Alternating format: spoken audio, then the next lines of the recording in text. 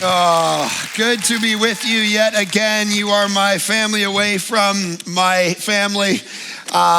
Bayside, good to be with you, man. My voice is gone. I yelled at you all for too long on Tuesday, and it's been gone ever since. So we're just gonna be nice and calm today. We're not gonna get excited.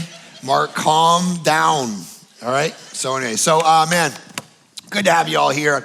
Galatians chapter 5. You guys are in a series called A Better Way, and you're doing the fruit of the Spirit, Galatians chapter 5. So let me set that up by talking about, you did a couple weeks setting up the fruit of the Spirit by talking about a different text, John chapter 15, where Jesus talks about, I am the vine, you are the branches, and there's fruit that kind of grows out of your union with Christ and all of that. And so I was reminded, John chapter 15, of how important of a role that has played in my life. I remember my first year Bible college, I went in and started studying Greek, and I stumbled on John 15. I was reading it in the Greek, and I hit this phrase, abide in me. And I'm like, I'd heard preachers talk about abide in Jesus and, be close to Jesus, spiritually walk with Jesus, do your devos with Jesus. I was like, what does this word abide even mean? So I looked it up and I started studying it and realized it means remain, which is a really important concept actually, because what he's saying is, I want you to remain in me, which is fascinating because it really is relevant to most of this room. And what I mean by that is there are some of you, and there are some messages in some moments in the Bible where people need to actually make a decision to come to know Jesus. Like, you haven't come to know Christ yet. You haven't started a relationship with Jesus. We started a church based on that premise. I grew up in a home, non-Christian home, and didn't come to church till I was about 19. The only reason I stayed is because there was pretty girls there. And I was like, okay, great. Because in my brain, the church world was just gonna be this like orange shaggy carpet with, pews and smell like mothballs, and everyone was gonna be 200 years old. And I arrived at this little Baptist church in Pickering, Ontario, and it was exactly like that. But there was hot girls singing. I was like, I'm into church. I love it. I have yet to explore this world.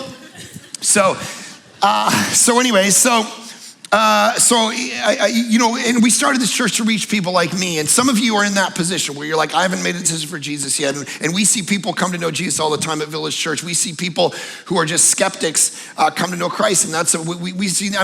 We planted a church in Vancouver, Canada, the west coast of Canada. We're at least a generation or two ahead of you in regard to post-Christian thinking. There was a survey done in Canada recently where the two kinds of people that people feared the most and disliked the most were child molesters and evangelical Christians, all right? So that's the country that we started to plant a church in, and people started to be reached for Jesus. It was crazy things that actually started to happen as we just started to preach Jesus. 16 people in my house, and every week I would just get up and they were saying, hey, okay, you're gonna reach Canadians, you gotta be really nice and speak in pear-shaped tones and be soft and nice to everybody. I'm like, that sucks. So I just told everybody they're a disaster, that they're awful, and yet Jesus is the hero of their own life, and they're the common denominator in all the mistakes they've made in life. And people started to come to know Christ. And people started to give their life to Jesus, and their families got healed and their addictions got healed. All these crazy, amazing things started happening. And that was all because God showed up and did a thing. And when God shows up and does a thing, you can't stop it. And so based on this, now all of that is on the premise that people need to come to know Jesus. Some of you need to think through. I remember as I was starting to explore Christianity, I said, okay, scientifically does it make sense? And I started exploring science and realized the beginning of the universe. 15 billion years ago, the universe began. Anything that begins to exist has to have a cause. The universe began to exist, thus the universe has to have a cause. I began studying the philosophy and realizing that philosophy actually pointed to the existence of God over and over again, right? The idea that there is right and that there is wrong morally in your life points to the fact that there's a moral law giver. If there wasn't, and the problem is that we have then said, okay, well, there is no absolute moral law anymore then. Certainly in Canada, probably down in Sacramento, people say morality is relative. Right? So your truth is your truth, my truth is my truth. And if anyone ever tells you that, just punch them in the throat. Because when they say, oh, what are you doing? You go, bro, don't put your values on me. This makes me feel good. This is what I do. Why would you ever project your construct of truth on me? This is my truth. I'm living it out. But we don't live like that because it's stupid. Because we all know that rape is wrong. That murder is wrong. And if anyone ever questions, just cut them off in line. Right? I think I shared with you a couple years ago. We were at Disneyland a couple years ago, and we were in a 2-hour line, and a woman came right up to the front, and she stood beside this guy. And I'm a pretty chill dude, so I'm like, whatever, I don't care. Like if I go to a restaurant, I order lasagna, you give me lobster, I'll eat it. I don't care, just move on with my life. My wife's like, I will return that 3 times if it's not the right temperature. So literally, this woman cuts them off, and she's standing beside this Asian guy, all right? So she pulls up right beside him, just hoping that like he's like, just in town or whatever. He's on his phone, and she's like, I'm with him. And he just looks up and it goes, I don't know this woman, all right? And we were like, what? So then my wife, it was like on. It was like freaking, it was like Beauty and the Beast, like, get this woman out of here, right? Because we all know morality is absolute. There are right and they're wrong. And this is why C.S. Lewis actually came and gave his life to Jesus, because he hated the idea that he knew that the universe was broken, but he had nothing to compare the universe with. And so he's like, well, why do I feel it's wrong to do all these things if I don't have anything to compare with? There must be an absolute that I'm comparing it to. And so he became a theist. And some of you are in that position. But this idea, the idea of John 15, to remain in me, isn't really about those kinds of people. It's about a different group. It's about probably most people watching this and most people in this room. It's about a group of people who've already given their life to Jesus. And now the question is, can you remain? Can you get to the last day? Because anybody can start something, right? Any moron can get married. Right? All the women in the room are like, uh-huh, right? Any moron, just dress him up in a tuxedo, he tricks a woman, he's in. It ain't hard. I do premarital counseling with people. I just say it's a disaster. I asked the guy recently, I said, okay, so you're gonna get married. How many times a week do you think you're gonna have sex? Without even blinking, he's like 13. What? That is very precise. What do you mean? He's like twice a day, once on Sunday. Because Sabbath, I don't know. He's resting. I'm like, what is wrong with this guy? He ain't gonna be having sex 13 times a week. Everyone in this room knows that. Unless it's his job, which is another list of problems. It ain't happening for this guy, but he's a moron because he's not married yet. Anybody can start a thing. The question is, can you actually get to the last day of your life and still follow Jesus? Not start it. Can you remain in him? And many of us are rejecting Christianity, rejecting church life, deconstructing, moving away from Christianity, but we're doing it for the wrong premise because you're looking at the church and it's not inspiring you rather than looking at Jesus. And if you look at people, you will not get to the last day, y'all. Because people are a disaster. Look at this room, you're a wreck. Looking out at all of you. You're selfish, you're narcissistic. Half of you are sleeping, wake up. Go home. I don't want to look at you. This is when we start to look at, I'm a disaster of a father. I got 3 daughters. Okay, pray for me. I'm lost half the time. I remember the day my 3rd daughter was born. I was a young church planter. It was first year. And when you plant a church with 16 people in Canada, every single person that looks like they have a job is priority number 1, right? Because everybody, all the 20-year-olds will come with you, but none of them have jobs and they just want to get on stage and play guitar. And so what you see, I saw this like 40-year-old guy, looked like he had it together. I'm like, I got to get a meeting with this guy. It took me a year to finally get a lunch with him. And I sit down at the lunch, we order our salad, and the phone rings. My wife said, baby's on the way, let's go. And I literally said, we just ordered salad. Just I've been trying to get this meeting for a year. And I literally said, so just chill for a couple hours or meet me at the hospital. Yeah, I'm awful. I'm a terrible human. Like, you can't use human beings as your gauge of whether you should follow Jesus, because they will let you down over and over and over again. You got to look at Jesus. He's the one who's going to keep you on the right track, not the people. The people will let you down over and over and over again. And this is why there's this beautiful passage, one of my favorite passages in the whole Bible, Revelation chapter 2, where Jesus is speaking to the church of Pergamum, and he says these words to them. Listen to this. Some of you just need to hear this text right now. He says this, to the one who stays faithful, I will give that person a white stone with a new name written on it.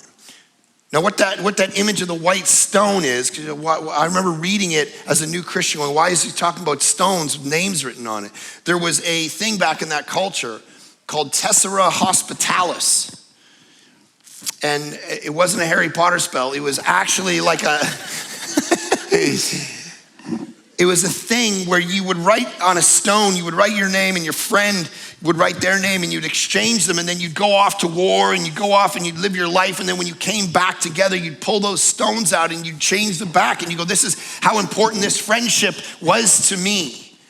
This whole time I remained your friend, even through all of this stuff in life, and you'd exchange the tessera hospitalis, you'd exchange them again. And this is a beautiful image, because think of your best friend, that no matter what you do to them, they'll never let you down, right? That's the image, that you exchange these. It's like no matter what you do. My best friend growing up was my cousin Keith. There's nothing. I remember we went away to a cabin and we were sleeping in the same bed, and he was wrestling with, he would pee the bed all the time.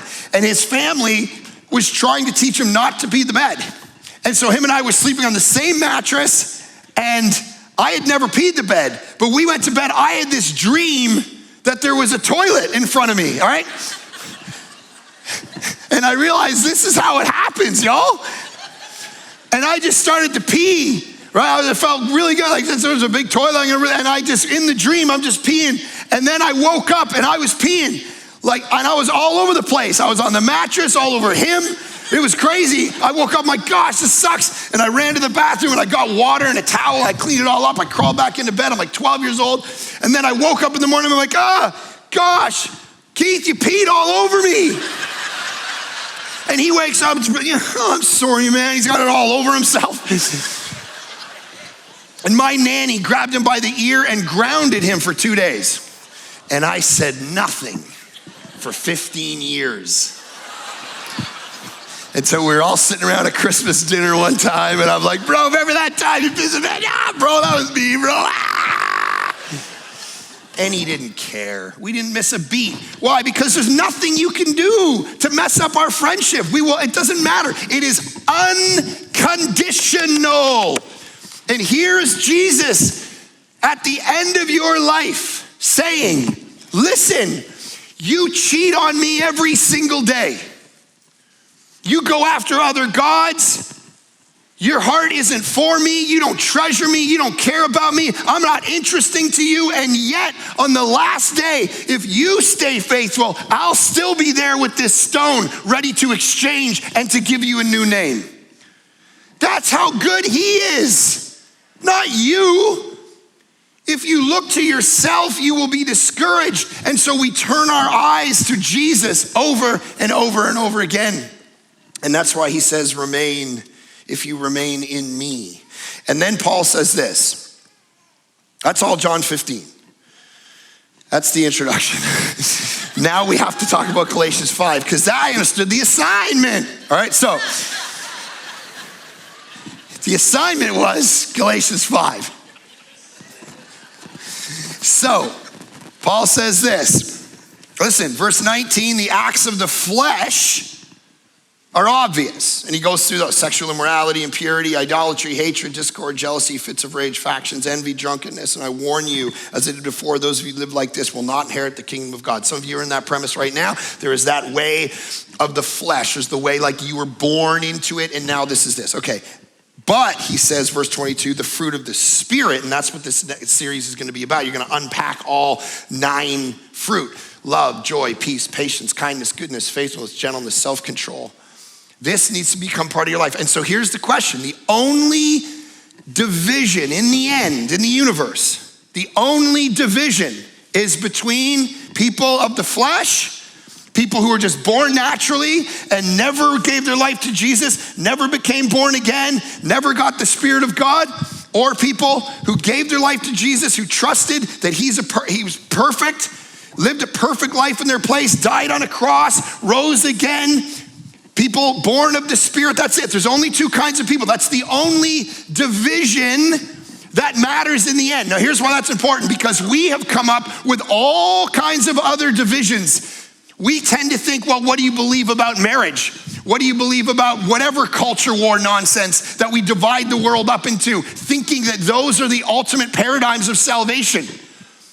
It has been one of the worst seasons to be a pastor ever in the last few years, because I get an email and I open up my email list, and email 1, what do you think it says? Mark, you need to be the spokesman against all these anti-vaxxers, against all these anti-maskers. They're ruining everything. I work in the hospital industry. We got to shut these people down. They're crazy. They're the reason Omicron's spreading. We got to shut it down, and you got to be the spokesperson. So stand up, get some guts. You got to lead this across Canada.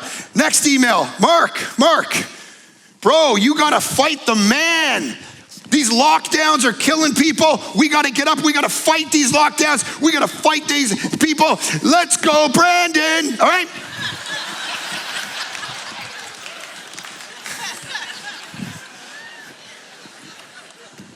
And I'm like, Frick, what the heck do you think my job is? You know what my job is? To not do either of those 2 things. Because here's what those 2 things do. They solve a problem for America, which ain't my job as a pastor. I don't care. I hate to tell you, but America is gonna burn. My job ain't to solve your little political ideation problem. My job is to solve the problem of your soul. The problem that you're not gonna have for 80 million years, or 80 years, you're gonna have it for 80 million. You gotta have a soul that actually connects to the God of the universe versus I think this politically, I think this politically. My job as a pastor is actually to solve an eternal problem, an eternal question. And people come and they say, yeah, but you gotta do this, you gotta do this. You know what my job is? To reach the right-wing, stay-at-home mom who thinks the earth is 10,000 years old and the dinosaurs were put there by Satan. My job's to try to reach her with the gospel. And it's to reach the liberal who thinks there's 200 genders and that the way you get to heaven is by eating mushrooms and wearing Lululemon pants. All right, but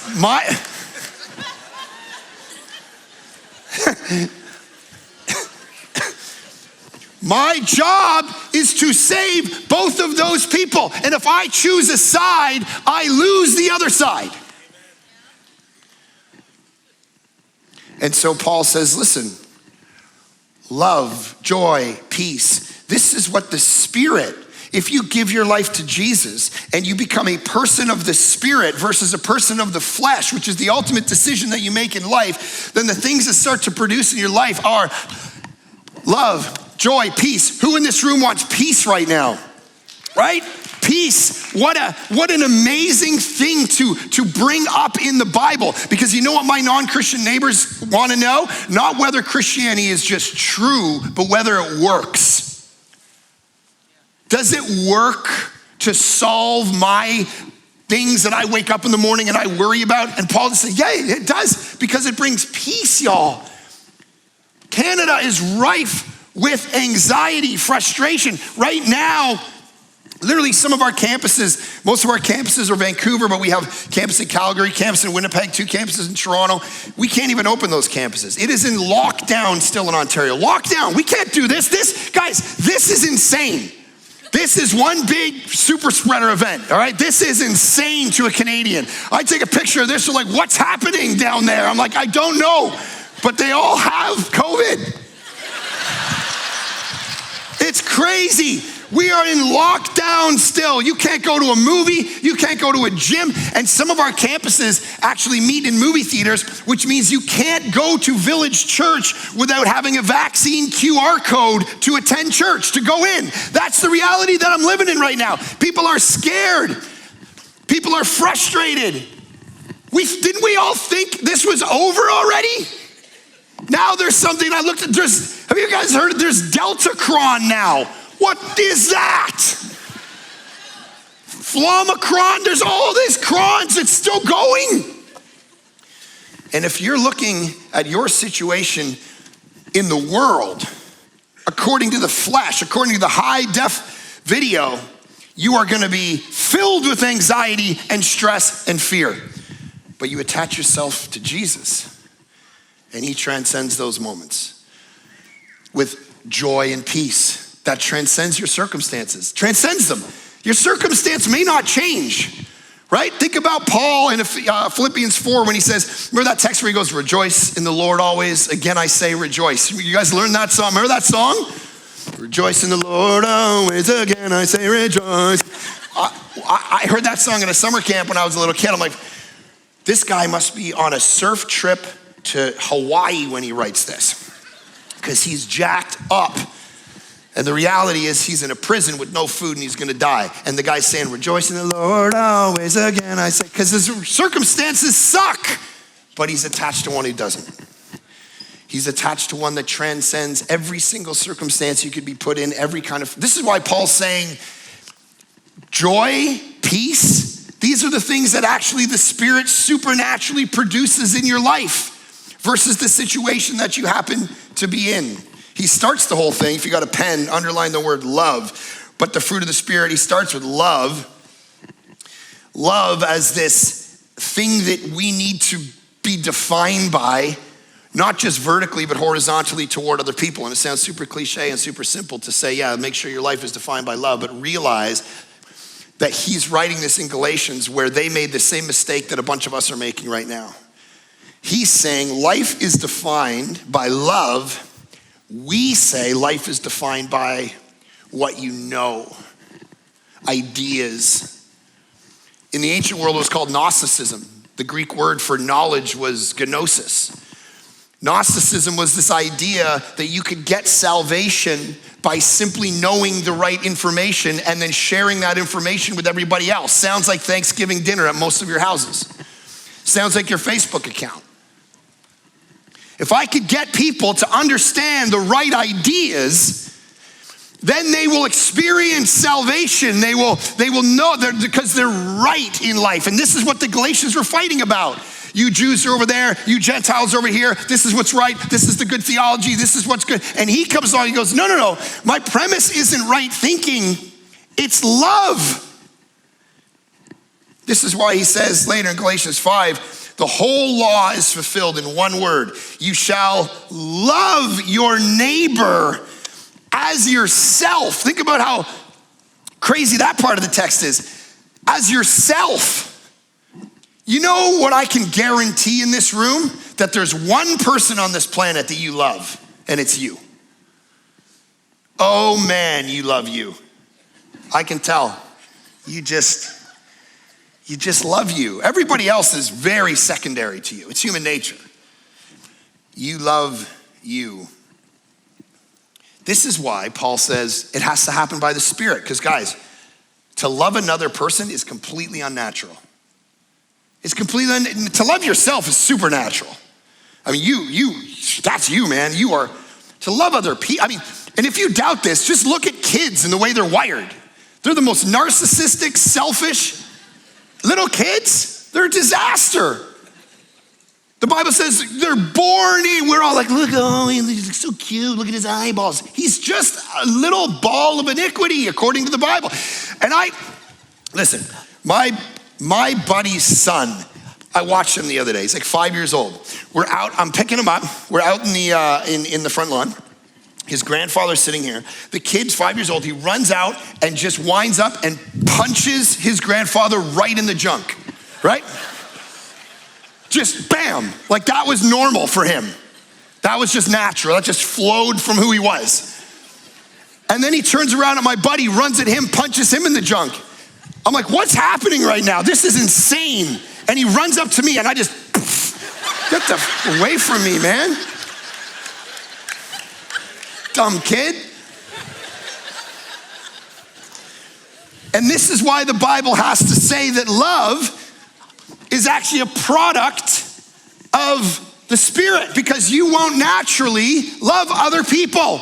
You will not naturally lay down your life, which is precisely what the Bible tells us to do. That if you want to draw people to Christ, it ain't by how smart you are. The gravity to pull them in is loving them. Now, here's the other challenge. It's that everyone feels love differently. And so you gotta exegete that and figure it out. It's like the 5 love languages. You guys know about the 5 love languages in marriage. Gary Chapman talks about this in his marriage book, 5 love languages. Says everybody kind of feels love in the context of marriage in 5 basic ways, right? Words of affirmation, physical touch, quality time, gifts, and acts of service. And so every husband, every wife, they feel. Now the premise of the book is, the problem is we tend to love people the way we feel loved. And that's why we get it wrong, right? Like my love language is physical touch and words of affirmation, right? Like my wife looks at me, she goes, "You are hot right now." I'm like, "I am hot right now. I am good to go for a month." She's like, "Look at that muscles." I'm like,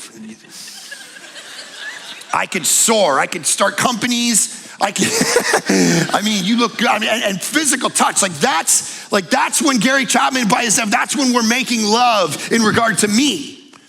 But my wife, now, here's a funny thing. When I think women evolve, because I think when women are 20, they're like love and air.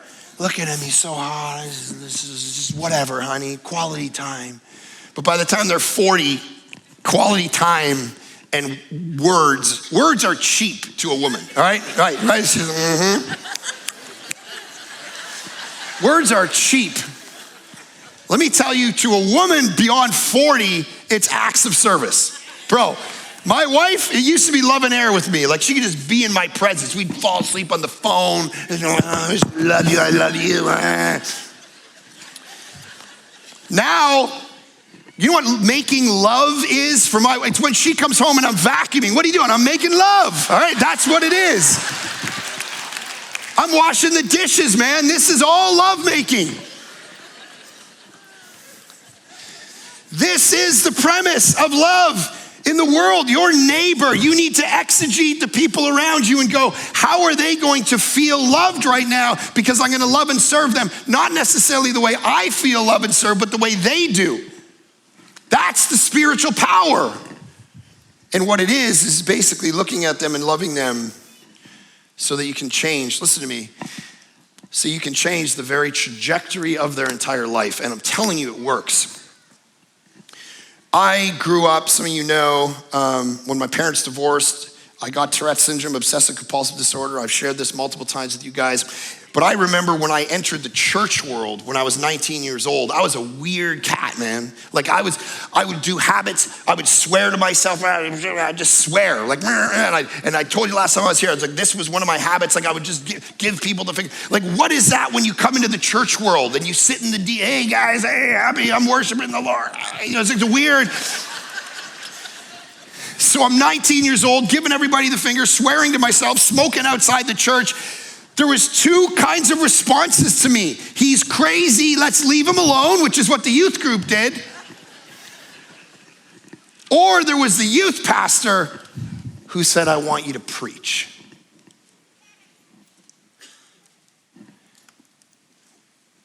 Changed the entire trajectory of my life. It's why I'm standing up here today. And you're like, I think the other option was better, bro. Someone, you know what, when I showed up to the front door, my wife's name is Erin, to her house the first time, I'm telling you, there is no reason why her parents should have ever given me a second glance. I was wearing like my waist, I had this pants on, it was like a 40, the belt was like, and the big baggie like this with a big chain connected to my wallet because I didn't want anyone to steal my $14 and smoking cigarettes and, just like, hey, what's going on, guys? I want to date your daughter. It's like, what is this freaking clown? A guy like me shows up on my front porch to date any of my three. He is gone. It's gone. It's over. It's done. Nunnery for you. But her parents love me. Just went, this kid, I think he's got something. Changed the whole trajectory of my life. Now, some of you are like, yeah, I know, that sounds really good, and I really think, God can use different people, but the reality is listen, I want you to look at something about this text. Look at what he says. But the fruit of the Spirit is love. Now, here's what I want to say about that. It's not. See, here's what modern psychology tells us. Psychology is now the language of our culture, right? It's moved from theology, philosophy, science to now psychology. We're all psychologists. And psychology, the premise of it is I want you in your personal life to actually go inside your own identity and find yourself and live out yourself. That's our cultural moment right now. It'll move on to something else. But right now it's personal psychology. And what happens with personal psychology is what they say is that you're a product. This is very important, listen to me. You're a product of the environment you grew up in. And so if you're a mess, it's because your teacher didn't love you well, your parents didn't love you well, your aunt didn't love you well, you were born in the context to find you, so don't worry about it. That would mean that the text should say, but the fruit of the Spirit is being loved. But it doesn't say that. It says the fruit of the Spirit is love in spite of everything that's ever happened to you. You see, one of the great historical doctrines of the church when it comes to the atonement, and some of you are here today just to hear this, so listen to me, is a phrase called expiation. And what it means is when Jesus shed his blood on the cross, he didn't just die for your sin, the sins that you do, he died for the sins done against you. That he can clean you from and get you to stand back up on your feet no matter what you've been through. You know the life I was born into? My dad was a complete deadbeat. Couldn't keep a job. Would just yell at football games. And it was CFL, so. He would drink. He was an alcoholic. He would just yell at me. Get me another beer, smoke his pipe.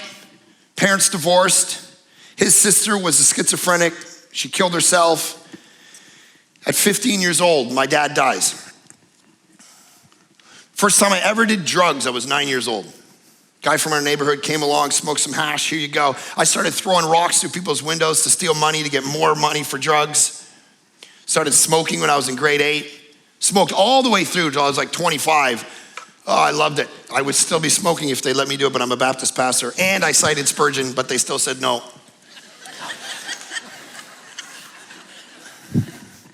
My life, according to the data, I should be on the side of a road somewhere. But I chose to try to fight the generational sin. To get up in the morning and go, I gotta fight against this generational nonsense that could totally derail my life. Because supernaturally by the Spirit, I am not defined by how I've been loved, but by loving in spite of how I was loved.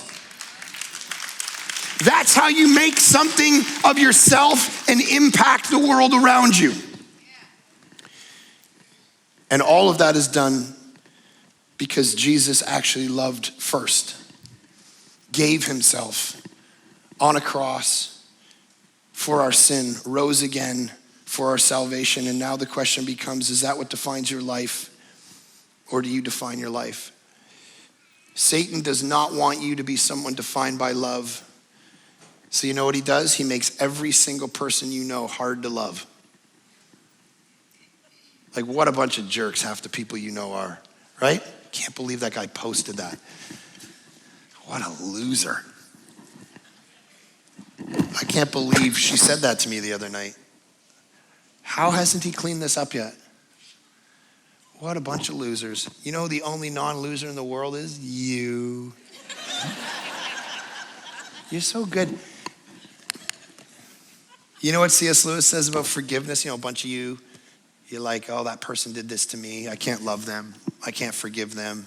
You know what C.S. Lewis says about forgiveness? I know that you can forgive people even though you think you can't. And here's how I know, because you forgive yourself every single day. You look in the mirror and go, I know I did that thing, but it's justified. It's fine. You've been forgiving yourself every single day. And Jesus says, I'll forgive you, and then I'll set you on a path to love other people, and I'll be standing on the last day waiting for you, even if you never become perfect in your life, which you won't. Even if you continue to fumble and fumble and fumble and fumble and sin and make mistake after mistake after mistake, I will be standing on the last day with a stone with your name written on it. A new name for you, though. Can you get to the last day? Lord, I pray that we are so moved by your goodness that it makes us good. That we are so moved by your faithfulness to the task that was put in front of you to live a perfect life in our place, to die on a cross and rise again, that it changes us on the spot, even as we're sitting here in this room. That we would become people defined, just in this moment right now, let me just pray this over this room, defined by love, joy, peace, patience, kindness, goodness, faithfulness, gentleness, and self-control, to the glory of Christ in us, so that men and women would be drawn to you. In the short time we have on this planet, let us live that task out for your glory and the good of the world. In Jesus' great name we pray.